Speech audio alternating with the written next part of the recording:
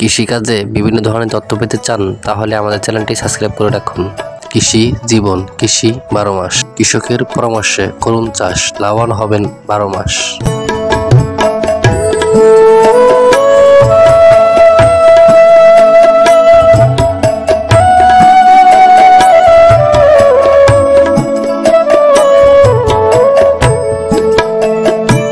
কৃষি সেরা, কৃষি সব, কৃষি দেশের ভবিষ্যৎ। সম্মানিত লাউ চাষী ভাইয়েরা, আসসালামু আলাইকুম। আজকে মূলত আপনাদের সামনে হাজির হলাম আমি। লাউ গাছের পাতা কেন কুঁকড়িয়ে যায়, এটা কিন্তু লাউ গাছের সবচেয়ে বড় সমস্যা। লাউ চাষের ভিতরে এই একটি সমস্যা সবারই সম্মুখীন হতে হয় কোনো না কোনো কারণে। কারণ এই লাউ গাছের পাতা কুঁকড়ানো বিভিন্ন ধরনের হয়ে থাকে, বিভিন্ন কারণে হয়ে থাকে।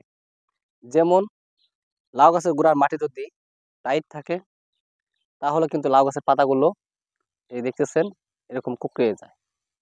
আবার লাউ গাছে যদি বোরনের অভাব থাকে তাহলেও আবার এইভাবে কুঁকড়িয়ে যায়। আবহাওয়া যদি খারাপ থাকে তাহলে লাউ গাছের পাতাগুলো কুঁকড়িয়ে যায়। সেজন্য বিভিন্ন ধরনের সমস্যার ক্ষেত্রে এই লাউ গাছের পাতাগুলো কুঁকড়িয়ে থাকে। এই যে না কুঁকড়ায় তার জন্য আমি এই দেখতেছেন আমি জমিটা কিন্তু চারপাশে ভালো করে কুপিয়ে রেখেছি। তারপরে নিয়মিত 4 দিন 5 দিন পর পর সেচ দিচ্ছি। আমার এই 33% জমির মধ্যে মাত্র একটি গাছই কুঁকড়ানো দেখা গেছে। সেটা সম্ভবত মাটির চারপাশটা একটু কোপানো কম হয়েছিল, আর গাছ বড় হয়েছিল, কোপানোর সময় শিকড়গুলো কেটে গেছে।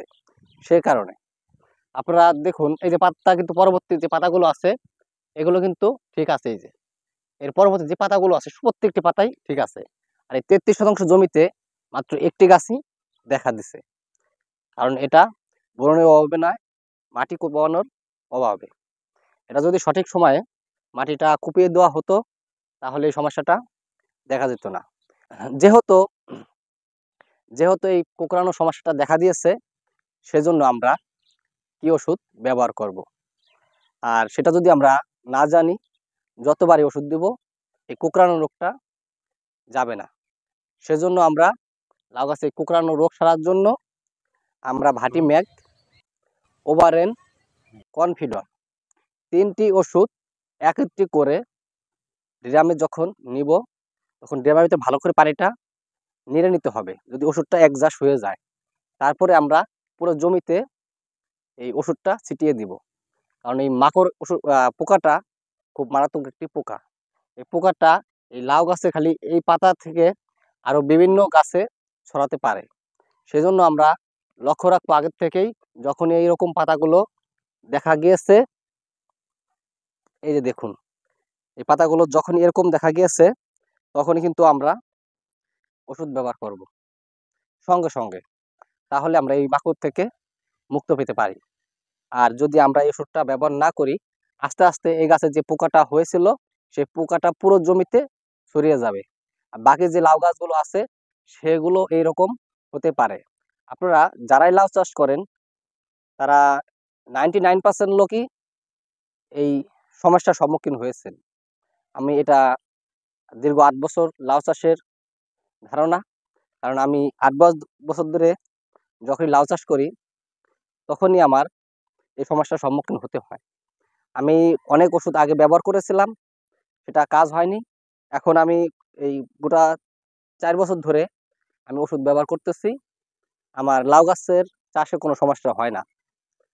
একটা কারণেই আমি যে ওষুধটা প্রয়োজন ঠিক সেই ওষুধটা আমি এই লাউ ক্ষেতে ব্যবহার করি। আর লাউ ক্ষেতে আমরা অনেকে অনেক ধরনের ওষুধ, যেমন রিপকট, টাটা, ডাসভান, বিভিন্ন ধরনের ওষুধ আমরা ব্যবহার করে থাকি লাউ ক্ষেতে। ভাই এটা ভুল করেও করা যাবে না। এই ক্ষেত্রে যে ওষুধগুলো করা আছে সেই ওষুধগুলো এই ক্ষেত্রে ব্যবহার করা যাবে না। কারণ আমরা মূলত জানি রিপকট, টাটা খুবই একটি পাওয়ারফুল ওষুধ। এগুলো যদি আমরা কখনো লাউ গাছে স্প্রে করি, বাকি যে পাতাগুলো আছে সেগুলো এইভাবে কুঁকড়ে যাবে ওষুধের অ্যাকশনে। খালি মাকড়ের কারণে না, ওষুধের কারণেও লাউ গাছ কুঁকড়িয়ে যায়। সেজন্য আপনারা সতর্ক থাকবেন আর জেনে বুঝে লাউ গাছে মাকড় ওষুধটা ব্যবহার করবেন। তাহলে আশা করি আজকে আপনারা জানতে পারলেন এই মাকড়ের কি সমস্যা হতে পারে, কি কি কারণে। আর যে সমস্যাগুলো আমরা আজকে বললাম, এই সমস্যাগুলো আপনারা এড়িয়ে চলতে চেষ্টা করবেন। তাহলে আপনাদের এই মাকড়ে কখনো আক্রান্ত করতে পারবে না। আমার এই জমিতে আমি ওই পাশে আগাম লাউ চাষ করেছি, সেখানে কিছু জালি এসেছে। এখানেও এই যে কেবল পুরুষ ফুল কিছু এসেছে, আবারও কিছু মাদি ফুল দুই একটা দেখা যাচ্ছে জায়গায় জায়গায়। আশা করি 1 সপ্তাহের মধ্যে এই গাছে পরিপূর্ণ শ্বাস চলে আসবে। আর এর আগেই আমার মাকড়কে শেষ করতে হবে। সেই জন্য বলতেছি আপনারা জেনে বুঝে এই মাকড়ের ওষুধ ব্যবহার করবেন। আর মাকড়ে সমস্যা পড়েননি এমন কোনো লোক নেই।